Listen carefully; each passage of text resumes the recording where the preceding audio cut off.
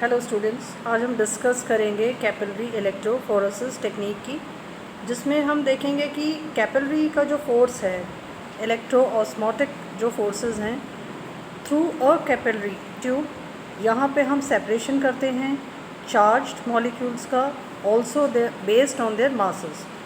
So what is capillary electrophoresis technique? यह एक प्रकार का सेपरेशन मेथड है जिसमें हम डिफरेंशियल रेट्स ऑफ माइग्रेशन के आधार पर चार्ज्ड जो भी आपका बायोमॉलिक्यूल है, जैसे ही हम इलेक्ट्रिक फील्ड को अप्लाई करते हैं तो वो किस गति से माइग्रेट कर रहे हैं, उससे हम उनको सेपरेट करते हैं। इस विधि को सबसे पहले स्वीडिश केमिस्ट अर्ने टेज़लस्यूल ने 1930 में सीरम प्रोटीन्स के उपयोग में इसके बारे में बताया था।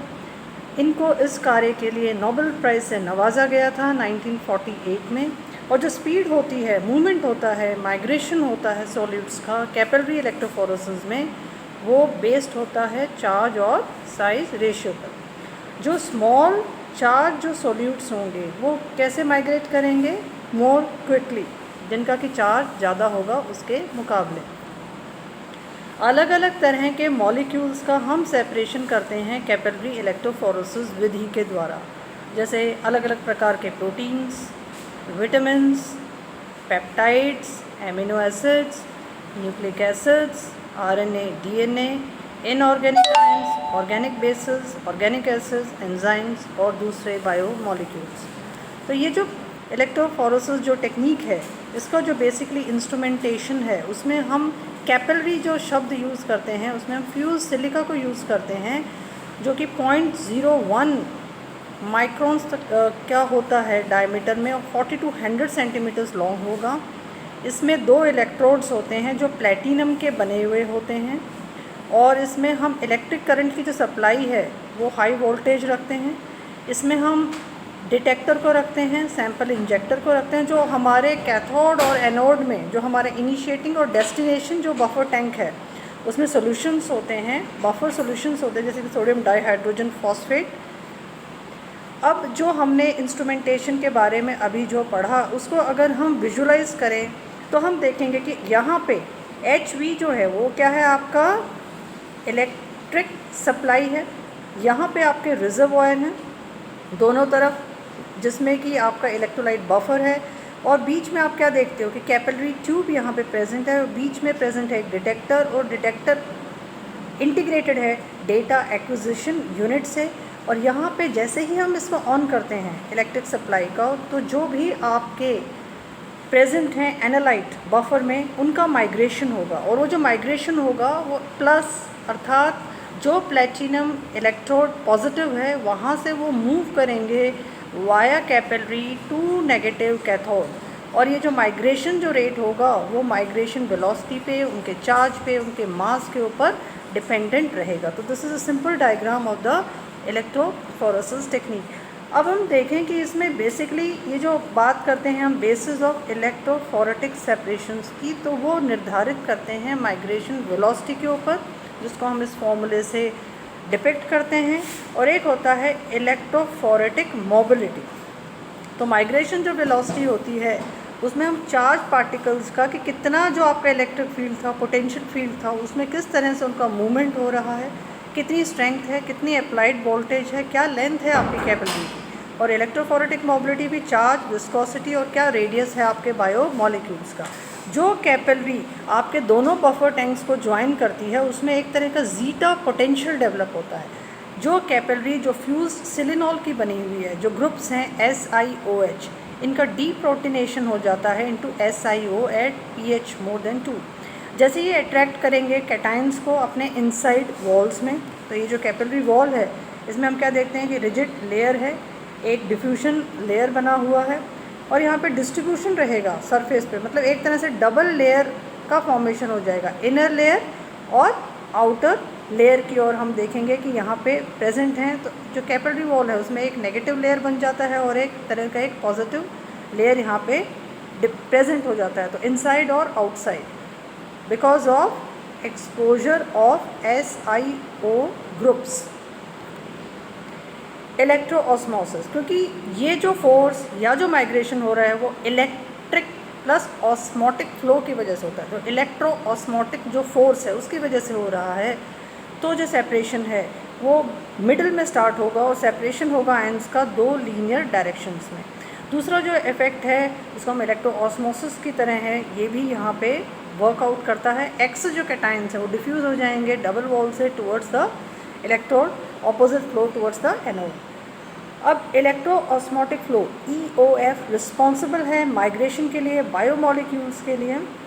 ये जो नेट फ्लो है बहुत ज़्यादा हो जाएगा हायर pH पे।